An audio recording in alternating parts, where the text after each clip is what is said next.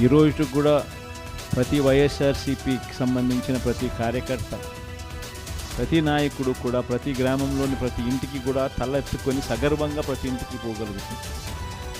మా ఎన్నికల మేనిఫెస్టోలో మేము ఇవన్నీ చెప్పాము. చెప్పిన ప్రతి దాన్ని కూడా ఒక బైబిల్గా, ఒక ఖురాన్గా, ఒక భగవద్గీతగా భావిస్తూ ఏకంగా 99% హామీలు అమలు చేసి మేము మన్ననలు పొందగలిగాము.